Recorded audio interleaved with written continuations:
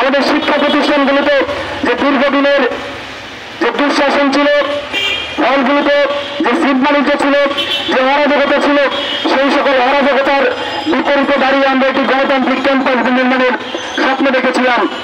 কিন্তু আমরা আজকে কি দেখছি যে বিভিন্ন জায়গায় সাম্প্রদায়িক হামলা হচ্ছে, শিক্ষা প্রতিষ্ঠানগুলোতে ভাঙচুর হচ্ছে। আমরা প্রথমেই বলেছিলাম যে বিভিন্ন জায়গায় মব সৃষ্টি করে বিভিন্ন ধর্মীয় উপাসনালয়গুলোতে হামলা চালানো হয়েছিল। জাহাঙ্গীরনগর বিশ্ববিদ্যালয়, রাজশাহী বিশ্ববিদ্যালয় এবং ঢাকা বিশ্ববিদ্যালয়ে মদ তৈরি করে শিক্ষার্থীদের পিটিয়ে হত্যা করা হয়েছিল। আমরা তখনই বলেছিলাম যে এই সকল ঘটনার সুষ্ঠু তদন্ত করে যারা এই ঘটনার সাথে জড়িত তাদের শাস্তি নিশ্চিত করুন। কিন্তু তারা আমাদের কথা হয়তো কর্ণপাত করেন নাই। কিন্তু দিন দিন আমরা দেখছি যে এই ধরনের ঘটনা ক্রমাগতভাবে দেশকে অস্থিতিশীল করে ফেলছে। আমরা আজকে এই ঘটনা থেকে বলতে চাই, এই সমাবেশ থেকে বলতে চাই যে অতি দ্রুত যারা এই শিক্ষা প্রতিষ্ঠানগুলিতে হামলা চালিয়েছে এবং যারা মদত জুগিয়েছে তাদেরকে চিহ্নিত করে আইনের আওতায় নিয়ে আসতে হবে এবং সাম্প্রদায়িক যে সন্ত্রাস চলছে সেই সাম্প্রদায়িক সন্ত্রাস প্রতিরোধে সরকারকে কার্যকর উদ্যোগ গ্রহণ করতে হবে। সভাপতি বন্ধুগণ, কথা আর বাড়াবো না। যারা আমাদের কথা শুনছেন তাদের সকলকে আমরা একটি আহ্বান জানাবো যে আসুন আমরা ঐক্যবদ্ধভাবে একটি লড়াই পরিচালনা করি, যে লড়াইয়ের মধ্যে দিয়ে আমরা একটি সুষম বৈষম্যহীন একটি গণতান্ত্রিক ক্যাম্পাস নির্মাণ করতে পারবো। যে গণতান্ত্রিক ক্যাম্পাস নির্মাণ আমাদের দীর্ঘদিনের যে স্বৈরতন্ত্রের বিরুদ্ধে যে লড়াইয়ের আকাঙ্ক্ষা ছিল সেই লড়াইয়ের আকাঙ্ক্ষাকে বাস্তবায়িত করবে। সকলকে পুনর্বার ছাত্র ইউনিয়নের পক্ষ থেকে শুভেচ্ছা জানিয়ে আমি আমার কথা শেষ করছি। সকলকে ধন্যবাদ।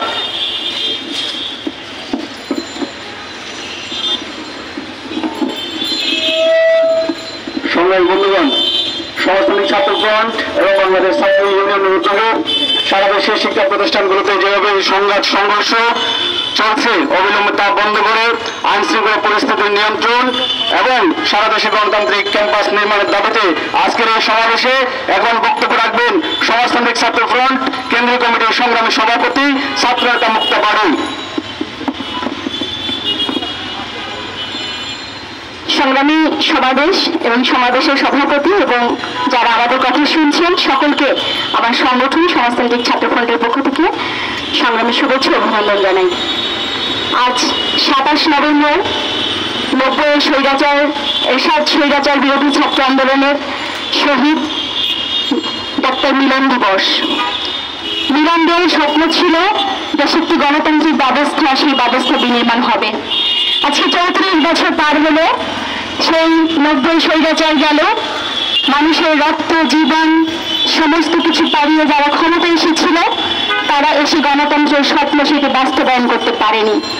বিগত 15 বছর থেকে মানুষের যে গণতান্ত্রিক যে ন্যূনতম যে অধিকারগুলো ছিল সমস্ত কিছুতেই এই স্বৈরাচারী ফ্যাসিবাদী হাসিনা সরকার সকল কিছুকে তছনছ করে দিয়েছে। তারা উন্নয়ন, স্বল্প গণতন্ত্র, অধিক উন্নয়নের গল্প বলে বলে শোষণ লুটপাট চরম জায়গায় পৌঁছে দিয়েছে। সেই স্বৈরাচারী যে শেখ হাসিনা তার বিরুদ্ধে 1500 অধিক ছাত্র জনতা সমাজের মানুষের জীবনের বিনিময়ে আবারও আমরা একটি বৈষম্যহীন সমাজ, বৈষম্যহীন একটি দেশ যেখানে মানুষের যে বৈষম্য সৃষ্টি হয়েছে পাহাড় সম, সেই বৈষম্যকে আমরা বিলোপ করতে চেয়েছি। সংগ্রামী বন্ধুগণ, আমাদের বুকে আশা আছে, আমাদের বুকে স্বপ্ন আছে। সেই স্বপ্ন নিয়েই আমরা রাজপথে লড়াই করছি, কারণ আমরা জানি যে সকল মানুষের নিয়মিত শ্রমের মধ্যে দিয়ে বাংলাদেশ পরিচালিত হচ্ছে এবং সকল শ্রমজীবী মানুষের শ্রমের মধ্যে দিয়ে এই দেশ পরিচালিত হচ্ছে। কিন্তু আমরা এই যে 5 আগস্ট, সেই 5 আগস্টের পর থেকে আমরা দেখেছি যে সংস্কারের কথা বলা হচ্ছে, কিন্তু কি সংস্কার, কার জন্য সংস্কার, কেমন সংস্কার, সেই বিষয়টি আমাদের সামনে এখনো পর্যন্ত অন্তর্বর্তীকালীন যে সরকার তার অবতরণের কথাটি আমাদের কাছে সুস্পষ্ট করেনি। আমরা দেখতে চেয়েছিলাম যে আমাদের যে বাজার সিন্ডিকেট, সেই বাজার সিন্ডিকেট ভেঙে যাবে। আমাদের শিক্ষা ক্ষেত্রে যে বৈষম্য আছে, সরকারি এবং বেসরকারি ক্ষেত্রে যে শিক্ষার বৈষম্য আছে, সেই বৈষম্য আমরা বিলোপ চেয়েছিলাম। আমরা কর্মক্ষেত্রে যে বৈষম্য আছে, যার ভিত্তিতে কোটা সংস্কার আন্দোলন গড়ে উঠেছে, সেই কর্মক্ষেত্রে বৈষম্য আমরা বিলোপ করতে চেয়েছিলাম।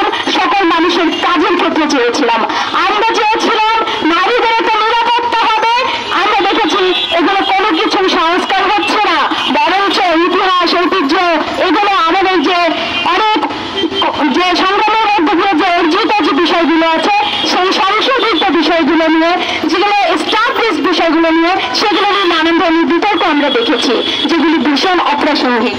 সংগ্রামী বন্ধুগণ, তার প্রেক্ষিতে আমরা দেখি যে আমাদের শিক্ষার্থীরা দ্বিধাবিভক্ত হয়েছে।